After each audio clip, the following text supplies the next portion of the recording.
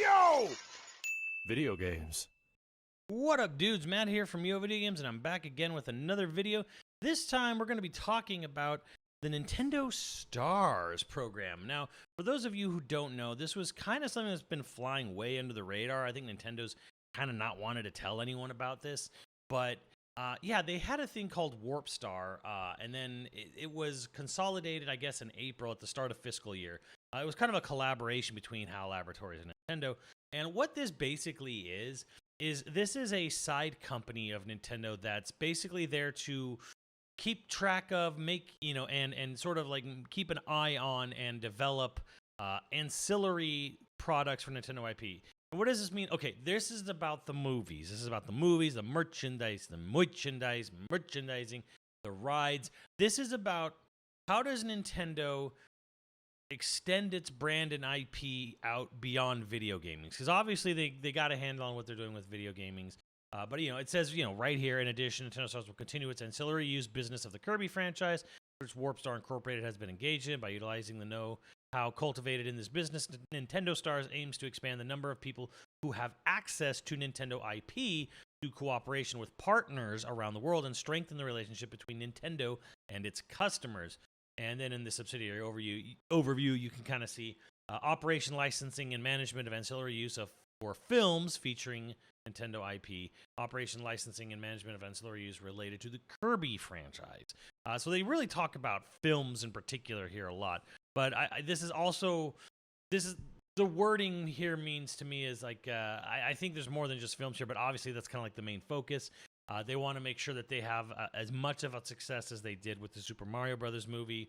And they already talk about it here in their own press release. Like, we got the sequel to Mario movie coming out on April 3rd next year. And then a year after that, we got the live action Legend of Zelda movie. Good luck.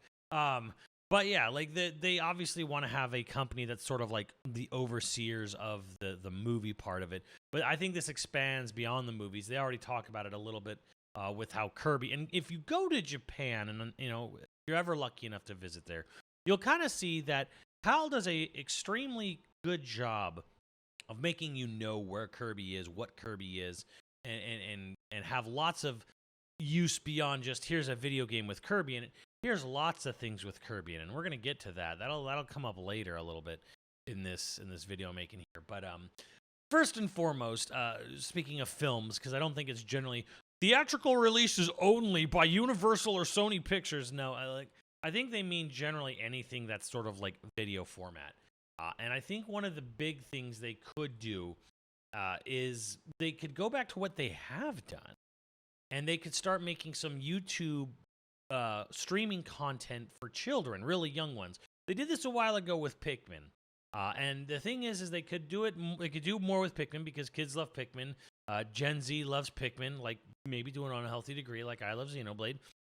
But you could do it with Pikmin. You can do it with Animal Crossing. I think Animal Crossing is a sort of perfect franchise to sort of do a streaming or a YouTube Kids or like something that's just like very, very light, very sort of safe, fun. You really should look to the greats of children's entertainment like Bluey and think you could do that with Animal Crossing. You really, really could. You need to just find the right talent, find the right people. But you could have literally your own Bluey with Animal Crossing and have it on a streaming series. It could, again, I just say YouTube Kids. It could be on any of these other streaming. It could be on Netflix or whatever. Pokemon Company has had great success with stuff like Pokemon Concierge and whatever. So I think doing a Pikmin and Animal Crossing, really expanding these IPs out to the toddlers, the really young ones, and the kindergartners, and first, second graders. I think this is just sort of like an easy win. You could get creative juices flowing from animators around the world, or just if you want to be all like Japan about it and keep it strictly from Japanese made in houses. But yeah, it's just such a simple, easy idea to me, where it's like, yeah, Pikmin, Animal Crossing, YouTube Shorts, short series. Just look at what Bluey did, kind of like go with that with Animal Crossing. Pikmin kind of lends itself really naturally to some really classic Looney Tunes, Tom and Jerry style, like antics and whatever for animated shorts. And oh my God, I'm sorry, Chad, I'm sounding like RFK Jr. here. But yeah, it just seems like an easy win to me. To kind of add to that, because that's kind of like for the younger set. Well, what about for these aging, these Zoomers getting into their teen years, and maybe the like late millennials, like there's an answer to that, and as Variety and other kind of people have talked about, what do the youths, the teens, and the young adults of today like? They don't really care about your whatever your umpteenth time trying to reboot or live action some nostalgia bait thing for Zoom, for millennials, Gen Xers, and boomers. The kids watch anime. And anime is where you definitely should be going. Now, Nintendo is not just a kiddie franchise, like I know that's been their reputation, but Nintendo has some teen franchises, namely chief among them, Fire Emblem. Fire Emblem getting a full anime adaptation, preferably from someone good in the anime industry, that would do very well. I think Three Houses is just a perfect prime series to make into an anime franchise. Like, and you could actually have a lot of fun with this because of the triple protagonist perspective between the three houses. It's such a, and again with all the different classes and all the kids, and what do anime fans love? They love high school romance. They love teenagers more than they probably should. They and they love dramatic battles. They love power levels. They love power creep. This Fire Emblem Three Houses is kind of just this is what kids love. This is what the teens love. This is what the young adults love. Like they love anime, teenagers, romance, drama, explosions, power levels, and they love like crazy battles. It's all there. Just make this Fire Emblem anime a thing. I mean, it's funny because like they have you have your intro as you're seeing here, and it's like it's so obvious. Like, and this is the best-selling game by a country mile in the Fire Emblem franchise, and it's like it's almost bewildering that Nintendo hasn't done more. Now there was a long time ago in the 90s, there was a Fire Emblem anime, I think based on one of the Marth games. But like that's long forgotten about. But Three Houses is the new hotness. Bring it in there, and of course there is of course my beloved Xenoblade. You could make an anime out of it. I mean, it's pretty easy. It practically is one anyways. It'd be good for getting the franchise out there more. But I don't really. It wouldn't do much for me personally, one way or the other, because I have the games and they're fantastic. So, but hey, is Xenoblade anime? Would I watch it? Probably. Would I have high expectations for it? Nope. But hey, it's there, and it's a really it's a really big easy win. It's a really good way to expand the IP there to get like knowledge of it. And hey, it's a film thing, so this is right up Nintendo Star's alley. So sort of like a 1-2 or a combined here. For the kids, get them some Animal Crossing and Pikmin. For the teenagers, give them some Fire Emblem, give them some Xenoblade. Maybe you could do something horror like a small series with Metroid. You got options here. Astral Chain, heck, put Astral Chain in there. So those are some simple, easy ideas I feel that would work pretty well. Moving away from films for a second here, I kind of wanted to jump into something I think Nintendo's missing, and frankly, a lot of people are missing the boat on. How do you help expand Kirby, in particular, or other Nintendo franchises? But Kirby, let's talk about, since Kirby is a major part of Nintendo Stars' business operation, according to them. Well, they have something in Japan that's pretty amazing, and it's called the Kirby Cafe. If there was a cafe in the Kirby world. And this is such an easy win. Now, the question with the Kirby Cafe is naturally, where do you put it? Because in Japan, they got a few locations, Tokyo, Osaka, Hakata, and they're just wonderful places. Just the most chill, the most vibey, the most and they're actually pretty good too. Kirby Cafe, the thing about the Kirby Cafe is that they're actually very fresh food. They use a lot of like on the Kirby cake. His feet are made out of like really thinly sliced apple slices, and kiwis and like cherries, like real cherries and real kiwis will be made for the foliage and stuff. So it's actually pretty healthy food.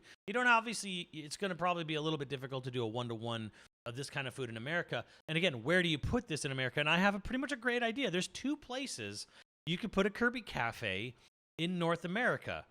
City Walk. City Walk on both ends. Universal Studios City Walk Hollywood, Universal City Walk Florida. You put it right there on the sort of shopping district right outside of Universal Studios Hollywood and Universal Studios Hollywood Florida, or not Hollywood Florida, just Universal Studios Florida. That's pretty much because a good way to do that is, one, it has synergy with the Super Nintendo world. It's also not a place that's gonna be, you have to worry about like, okay, well, what about the rude crazy Americans? Are they gonna trash the place? You won't have to worry about that at City Walk because again, it's in this sort of theme park bubble. But you also don't need to go into the theme park to go to stores and restaurants on City Walk. You can just go to City Walk, watch a movie, go to a restaurant, do some shopping. These are the perfect places for it. And again, you already have that relationship with Universal Studios. So I think a Kirby Cafe in Universal Studios City Walk, which again, you don't need to go inside the theme park for it. They're just next to the theme park. This is the way you should do it. And I think a lot of people don't know how cool these cafes are. They're really neat. Like there's something really special just about the way the cafes present themselves. They have their own music. They have like a special cafe light jazzy soundtrack that they play at the cafes, and then you can buy the CDs in Japan because people still buy CDs there.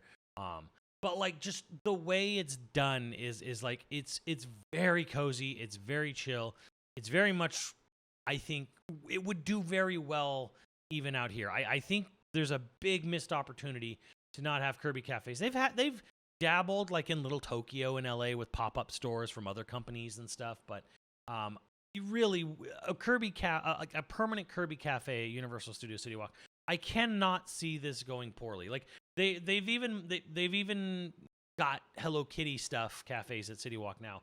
Kirby would complement that very well. Like it would be a huge destination. It would benefit Universal, benefit Nintendo, benefit Kirby. Why aren't we doing this? Secondly, well, actually not secondly. Thirdly, I guess we're at this point. Again, moving beyond just film that they're literally talking about here. There's another thing that they kind of have dabbled in, and it's something they should dabble more in. And I think one of the things Nintendo Stars should be really looking into is a concert series. Now, they did the Symphony of the Goddess for the 25th anniversary of Zelda, and it went really well. Like, I was there. They sold out their concerts. This is kind of something that Square has kind of dabbled in as well and found pretty good success. And it's something that I think Nintendo could do where it doesn't have to necessarily be singular game franchise focused, though personally, my biased ass would sit there and want a full Xenoblade concert. But you had the Zelda concert series. It went well. I think they pretty much all sold out. And again, this is something that they could do to sort of reach all parts, and not just North America, but other parts of the world where, not just, okay, we have a Kirby Cafe, but it's only at these theme parks in California, Florida. What about, and we have these Nintendo stores, but they're only in San Francisco and New York. Concert series could like kind of travel a little bit. You could have, dates that go to different parts of the country that normally don't get this kind of stuff. And it's a good way to reach out. Now, unfortunately, I have to admit that a concert series is not necessarily reaching new audience. It's more playing to your audience, literally playing to your audience.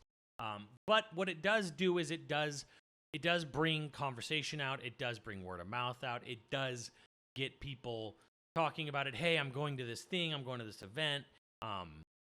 People will see it. Like people will see advertisements for it. So it kind of helps. Like, oh wow, gee, there's like, this is pretty serious. You got like whole concerts for this and stuff. So this isn't obviously something that's not going to be like the most farthest reaching of things they could do, but it is something Nintendo could seriously look into for further outreach of their IP and strengthening their IP and sort of like testing the waters here too. And again, it could be a Nintendo concert series where it's like it's got Mario and it's got Zelda and and it's got do other things with Kirby and Fire Emblem, of course, and of course play some Xenoblade music.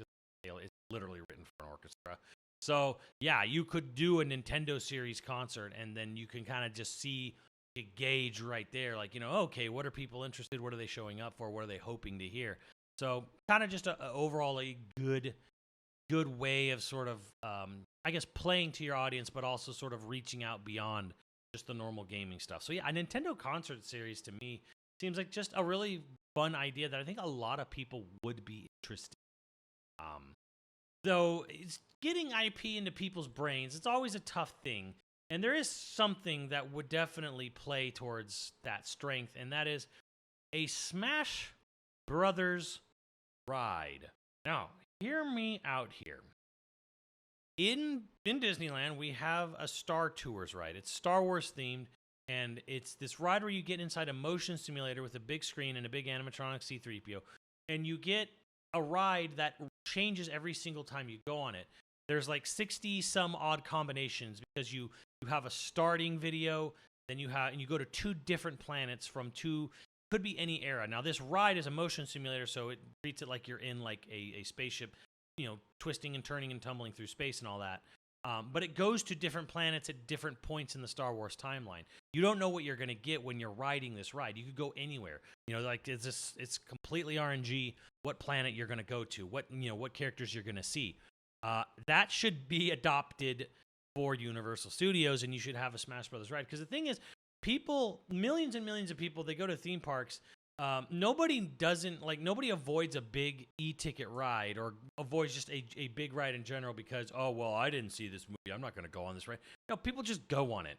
So that you're going to have a captive audience, and you're going to have an audience of people who definitely probably haven't played some of these video games. If you did a Smash Brothers ride where you get an RNG, you're going to go to 2 or 3 different game franchises. You're going to go to the worlds there, and you're going to do something fun, creative, whatever. You're going to have some, you'll have some whatever, color or world of light, whatever reason, for going there to, defeat, Taboo, Master Hand, whatever.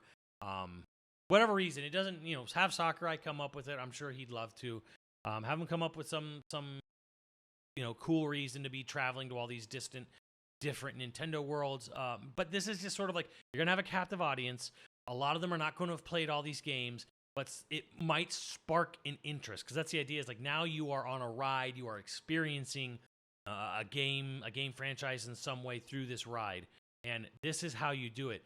And this worked for me. Once upon a time, years ago, I went to Universal Studios in Florida, and I got on a Harry Potter ride. I know Harry Potter, but this was before the mold brain. Went on this Harry Potter ride. I knew nothing about it. I walked through this insane castle, which looked crazy and cool. And then I thought, okay, I'm going to get on this ride. It's going to be like, the ET ride. I'm going to sit on a little seat, and there'll be like a green screen projector behind me. It'll be like lame or something. And it was like this incredible feat of engineering. And the theming was so well done, the music and the animatronics, and just sort of like, the visuals and the whatever, the CG stuff. It was so cool. I'm like, I got to figure out what this series is about. I've ignored it forever. So later that year, I bought like a big sale of all, again, before the mold took her brain.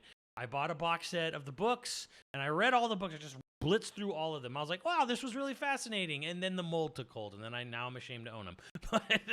But yes, it worked. What it did is, it literally was like, I went to a theme park. I got on a ride for a franchise I knew very little about, and it was so entrancing. It was so neat.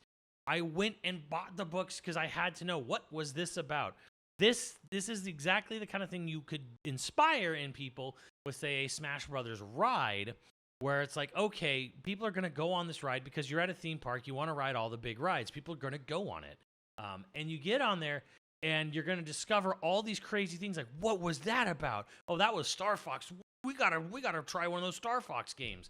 What was that about? That was Xenoblade. All right, I got to go home and play Xenoblade. I need to play 50 hours of Xenoblade. The ride will definitely do that.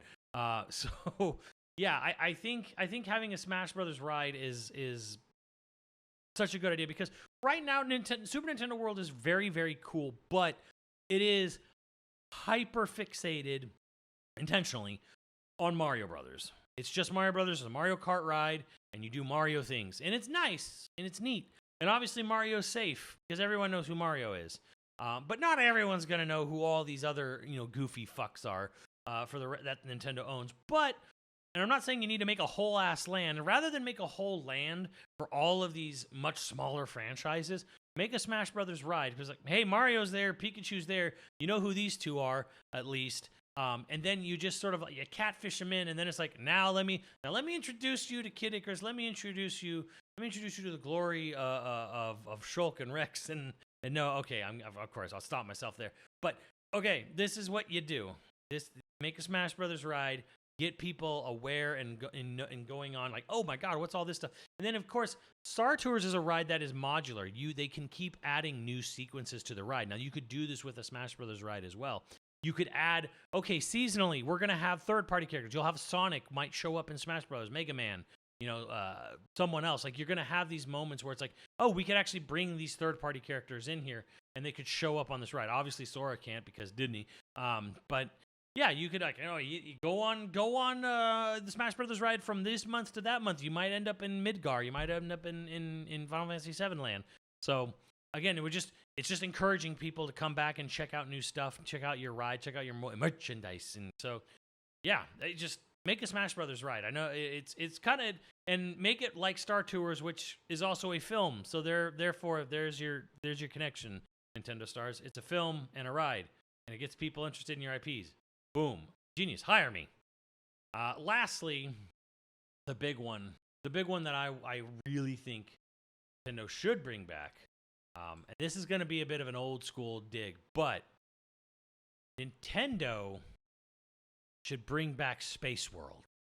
Now, what is Spaceworld?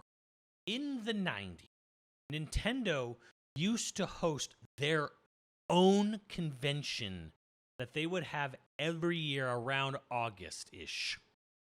Maybe a little earlier. But yes, this used to be a thing. And at Spaceworld is where Nintendo would make most of its major game announcements. Miyamoto would come out and he would talk about stuff on stage. The president, at the time, Yamauchi, would come out.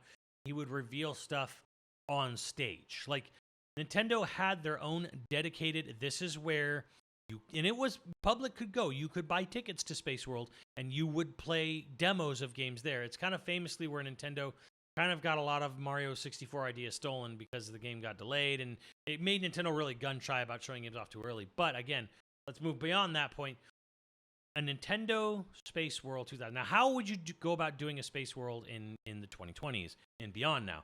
I think what you do is you got to look at something like Star Wars Celebration. Star Wars Celebration is a big, massive convention that changes locations every year or every other year. I don't know. I can't remember if it was yearly or bi-yearly. D23 is another bi-yearly convention, but they kind of like hang out. D23 is like almost always in Anaheim. Like they always just host it right next to Disneyland because they're smart. But Spaceworld, a Nintendo-specific convention, what would make this, I think, a really good idea, a really good way of kind of really worth it, is that it would give us all a heads up. We would know when is Nintendo going to have their big, big conference? When are they going to have their big reveal? And this year, because that was what E3 brought. E3 in the 2000s did what Spaceworld was supposed to do. And that was, we all knew that no matter what happens, this is where Nintendo's going to talk about what they have coming. This is where they're going to have their yearly breakdown of, okay, what's coming when? E3. E3, we know. We know when E3 hits in June or May, depending on the year. We know when it's happening. This is when Nintendo's going to talk about their stuff. We know. We have a solid, confirmed date in place where they will be there. They will always be there. They will always be talking and showing their stuff. So again, if Nintendo did that now, that is exactly the kind of outreach you want for your IP. And again, it brings, you bring people together with all the cosplay, with all the costumes and all the other stuff. But if they had their own specific Nintendo branded event, then they can completely control the narrative. Because right now it's like, oh, Nintendo had a big showing at PAX this year in 2025. That's great. There's absolutely no guarantee Nintendo will have anywhere near as big a showing next year at PAX. They may show up, but it may be much smaller. They may not have much to talk about. If you had a Space World, you could then literally set hey, we're going to have a Space World, and then opening ceremonies at Space World is when we have our big giant press conference to kick off the event. And then you get to go onto the show floor, and then you get to play all these demos, and everyone can talk about everything they announced. And they can just they could do Treehouse, a really controlled Treehouse environment, to live stream their games for 3 days.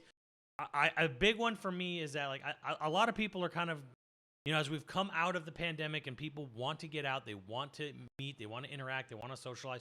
You want to get that word of mouth going. You really should bring Spaceworld back. And again, I think treat it like Star Wars Celebration. You don't necessarily have a specific place. Every year it'll be somewhere else in the world. You know, one year it'll be in London. One year it'll be in LA because fuck the rest of America. One year it'll be in Tokyo. You know, one year, you know, it could be, you know, in Australia. You know, one year, you know, just go like all these different like, you know, places it could be every year. Just travel around like Star Wars Celebration. And I think this would be a really good way to sort of like reach out and say like, okay, well, we're not just appeasing, you know, the Japanese audience. We're not just appeasing, you know, the US audience. We're actually going to go all over the place. We're going to try to get as many different places as we can go to. We're going to be in different places every year. I think it would be just a great idea. Like this to me, this would be one of the best ways they could really outreach, and also be a good way to sort of keep momentum from the Switch going, where it's like, hey, we're a cool company. We like people. we like, you know, we like you for more than just your money, even though all Nintendo really wants is at the end of the day. But again, great place to sell merchandise. Great place to, you know, sell tickets to. Great place to sort of get everyone in all the world around the press like, hey, this is where we're going to be. This is where we're going to announce the stuff. So all eyes will be on us at our big specific event. So again, bring Spaceworld back. I think it's time. I think the youths crave it. The children yearn for a Nintendo specific convention. It would be just a really good way to sort of get your sort of your brand out there. You could have all kinds of, you could do exclusive merchandise there. You could do all kinds of, and again, you could do what D23 does, where you don't just have game announcements. You could have different panels for what's coming next from Nintendo movies, you know, what's coming next from Nintendo at Nintendo theme parks, what's coming next, just, you know, as well with the games, what's coming next for Nintendo merchandise. So yeah, this is the place. I bring Spaceworld back. Have your own dedicated large scale event that travels around the world each year. And let everyone know when and where it's happening, and people will be there. So that is my sort of 5, kind of 6 ways I think Nintendo stars could really show up, and these are some my big ways in which Nintendo can help reach, you know, build its IP brand out. Some really cool non-video game related things that I think Nintendo stars should be looking into. Let me know what you guys think and what ideas you have, and I'll see you on the channel. Later, dudes.